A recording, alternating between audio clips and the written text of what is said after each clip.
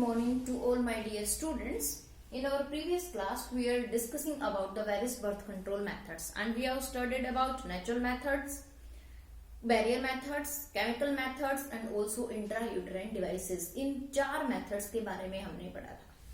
आज हम बात करते हैं नेक्स्ट मेथड ओरल कॉन्ट्रासेप्टिव्स के बारे में. These oral contraceptives, these are taken in the form of pills. These are taken in the form of pills. Pills की फॉर्म में ये ली जाती हैं. Pills होती हैं. These act, इनका mode of action क्या है? These acts by inhibiting ovulation,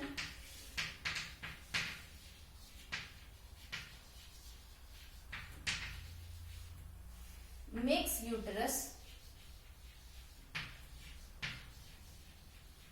unfit for implantation,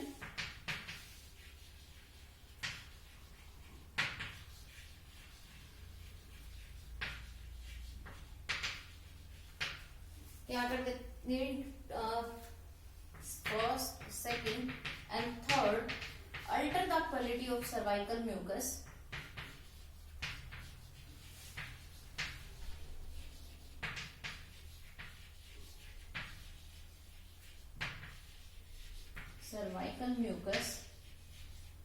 to immobilize the sperms.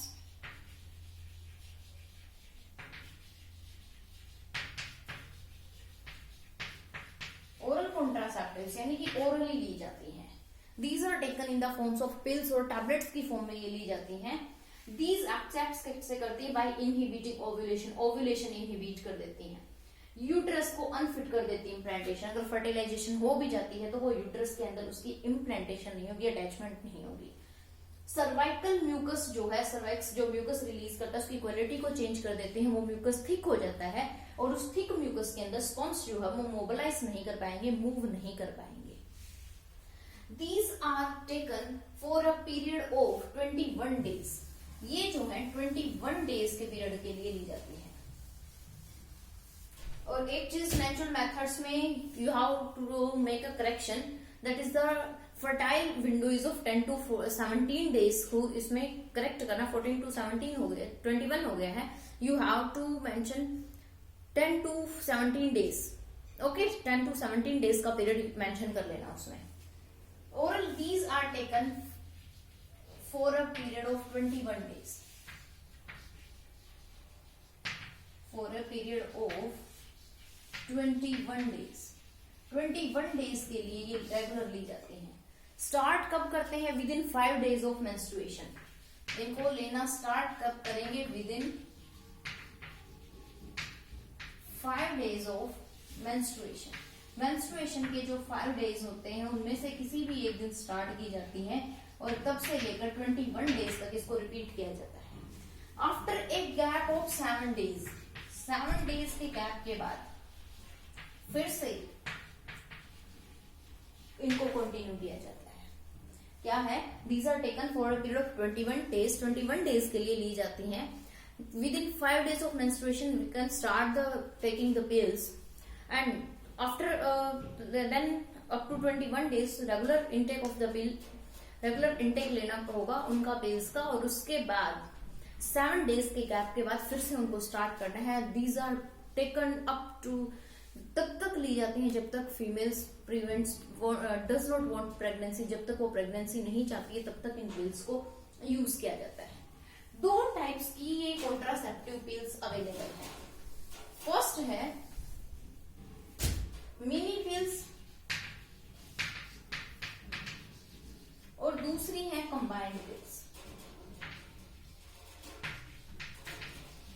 Mini pills यानी कि सिंगल हार्मोन इनके अंदर है. सिंगल हार्मोन यानी कि प्रोजेस्ट्रोजन.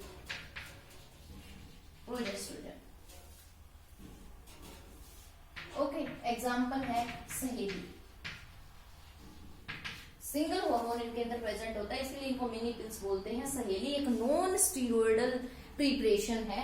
सहेली क्या है? एक non steroidal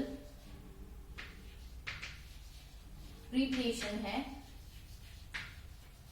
that is taken as once in a week. ये वीक में एक बार ली जाती है।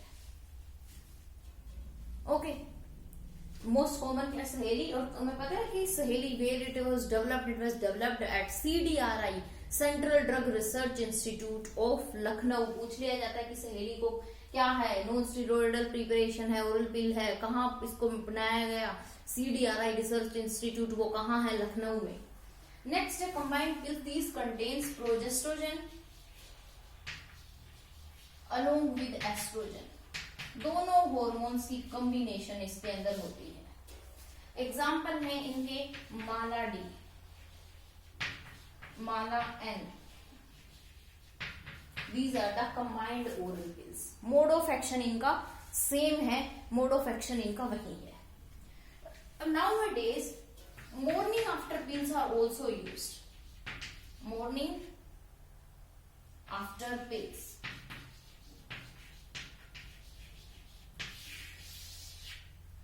कुछ ये जो मॉर्निंग आफ्टर पिल्स हैं, these are used after sexual intercourse. Sexual intercourse के 72 आवर्स के अंदर अंदर इन पिल्स को यूज किया जाता है। These commonly I pill 72, unwanted 72,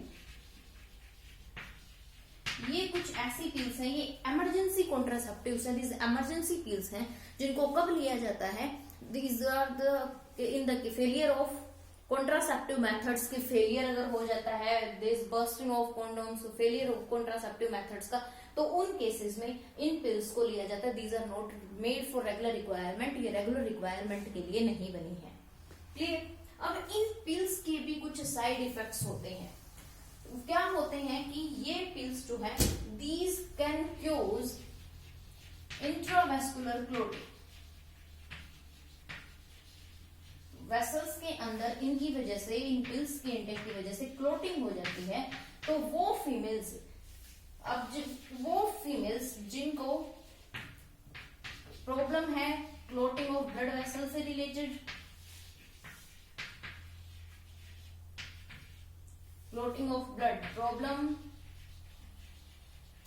of clotting of blood, heart, liver malfunctioning, heart और लीवर जो है वो प्रॉपर काम नहीं कर रहे हैं, हाइपरटेंशन,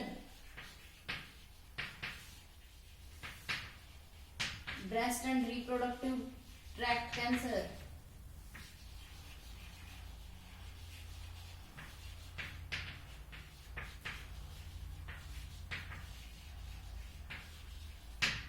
ये जो फीमेल, जिन फीमेल्स को प्रॉब्लम है क्लोटिंग, ब्लड क्लोटिंग की प्रॉब्लम है, heart liver malfunctioning, hypertension है, ब्रेस्ट रिप्रोडक्टिव कैंसर है, these females should avoid the use of these pills. In females को इन पिल्स का यूज नहीं करना चाहिए। इन फीमेल्स को ये पिल्स यूज करने के लिए मना किया जाता है। These are not advised to use these pills. After the oral contraceptive, next method is injectables, यानी कि इंजेक्शंस दिए जाते हैं। इंजेक्शंस के अंदर भी क्या होते हैं, हार्मोन्स ही होते हैं। नेक्स्ट मेथड है इंजेक्टेबल्स।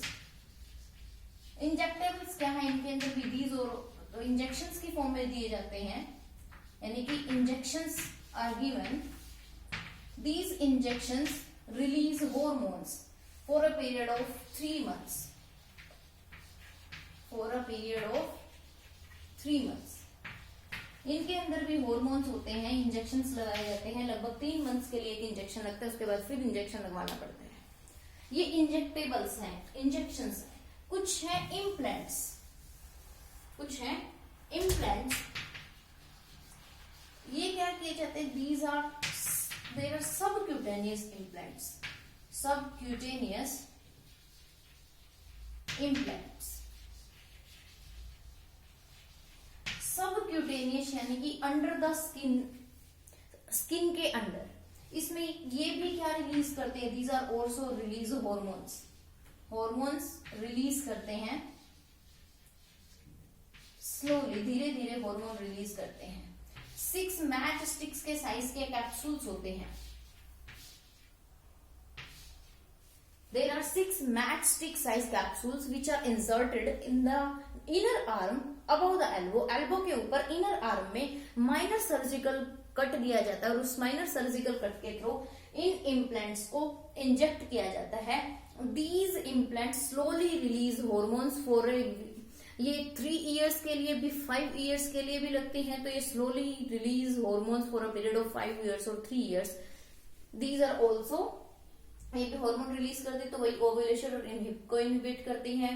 ऑल्सो इम्प्लांटेशन को अल्टर करती, यूट्रस को अनफिट कर देती है इम्प्लांटेशन के लिए।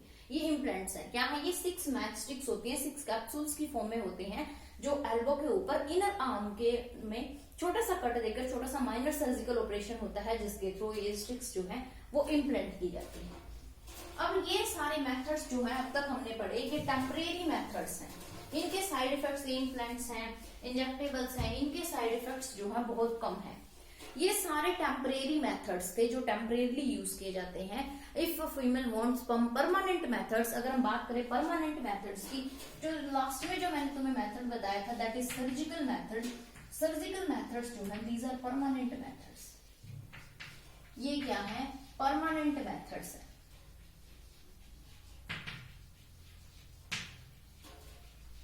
इनके परमानेंट मेथड्स के कोई साइड इफेक्ट्स नहीं है, लेकिन इनकी जो रिवर्सिबिलिटी है वो पुअर है। इनकी रिवर्सिबिलिटी इज पुअर, रिवर्सिबिलिटी जो है वो पुअर है। परमानेंट मेथड्स हैं। अब क्या है टेम्परेरी मेथड्स को, तो if female wants to conceive, अगर वो कंसीव करना चाहती है तो वो विड्रॉ करेगी उन मेथड्स को और वो कंसीव कर लेगी। लेकिन ये परमानेंट मेथड्स है, इनकी रिवर्सिबिलिटी, अगर वो फीमेल दोबारा से कंसीव करना चाहे तो इनकी जो रिवर्सिबिलिटी है वो बहुत पुअर होती है, बहुत कम चांसेस होते हैं। क्या किया जाता है मेल के अंदर, इस टेक्निक को बोला जाता है वैसेक्टोमी और फीमेल के अंदर इसको बोला जाता है ट्यूबेक्टोमी। मेल में क्या करते हैं, जो वास्ट डिफरेंस होता है, it should be cut and tied up. इसको काट के बांध दिया जाता है, जिस तरह से ये हो गया, इसको यहां से काटा और यहां से ट्राई कर दिया। These vast difference cut and tied, ये वास्ट डिफरेंस को काट के बांध देते। माइनर सा इंजेक्शन, माइनर सा सर्जिकल ट्रीटमेंट होता है, माइनर सर्जरी होती है स्क्रोटम में। कहा? स्क्रोटम में छोटा सा कट दिया जाता है स्क्रोटम में, और उस स्क्रोटम में कट देकर उस वास्ट डिफरेंस को कट करके टाई कर दिया जाता है। वास्ट डिफरेंस कट हो गया, स्पर्म की फॉर्मेशन तो होगी टेस्टिस में, लेकिन स्पर्म का जो ट्रांसपोर्ट है वो रुक जाएगा, स्पर्म ट्रांसपोर्ट को ब्लॉक कर देगी। ट्यूबेक्टोमी में इसमें फेलोपियन ट्यूब को कट करके टाई कर दिया जाता है। ट्यूबेक्टोमी में क्या करते हैं, ट्यूबेक्टोमी ट्यूब को कट किया जाता है। फेलोपियन ट्यूब है जिस तरह से, ये है फेलोपियन ट्यूब, तो इस फेलोपियन ट्यूब को यहां से काटा और टाई कर दिया। फेलोपियन ट्यूब को कट करके टाई कर दिया। ओव्यूम रिलीज तो होगा, ओवरी में तो ओव्यूम रिलीज होगा, लेकिन वो ओवरी से यहां तक पहुंच गया, इसके बाद इसको कोई कनेक्शन नहीं मिलेगा जाने के लिए, तो यहां से वो ओव्यूम ट्रांसपोर्ट नहीं होगा। अब ओव्यूम ट्रांसपोर्ट नहीं होगा तो स्पर्म यहाँ आ भी जाएगा तो वो 2-3 दिन तक लाइव रहेगा, उसके बाद खत्म हो जाएगा, क्योंकि उसको ओव्यूम यहाँ नहीं मिलेगा फर्टिलाइजेशन के लिए। तो ये परमानेंट मेथड्स हैं, और परमानेंट मेथड्स के साइड इफेक्ट्स नहीं है, लेकिन इनकी रिवर्सिबिलिटी जो है पुअर है। इफ इन एनी केसेस, यानी मिसहैपनिंग के केस में अगर इन मेथड को रीयूज करना चाहे तो ये रिवर्सिबिलिटी इस मेथड की पुअर है। ओके, ये जो मेथड्स की हमने बात की, जो कॉन्ट्रासेप्टिव मेथड्स के बारे में हमने पढ़ा, ये कॉन्ट्रासेप्टिव मेथड्स जो हैं these are not used for the maintaining the reproductive health. ये रेगुलर यूज के लिए नहीं है कि रेगुलर यूज करके रिप्रोडक्टिव हेल्थ को मेंटेन करने के लिए नहीं है।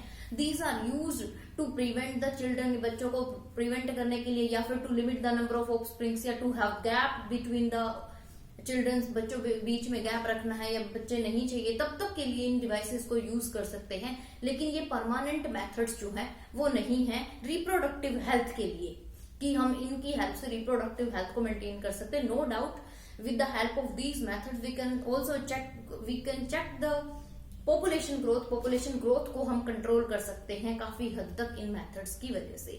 लेकिन इन मेथड्स के वही कुछ साइड इफेक्ट्स है कि ये इरिटेंट्स हो सकते हैं, ब्रेक थ्रू ब्लीडिंग हो सकती है, हैवी ब्लीडिंग हो सकती है, नोजिया हो सकता है, वोमिटिंग है, नोजिया फीलिंग ऑफ वोमिटिंग है। इस तरह के कुछ जो साइड इफेक्ट्स हैं वो इन मेथड्स के हो सकते हैं। And one should not be force to use these methods, हम किसी को फोर्स नहीं कर सकते इन मेथड्स को यूज करने के लिए। ओके बेटा।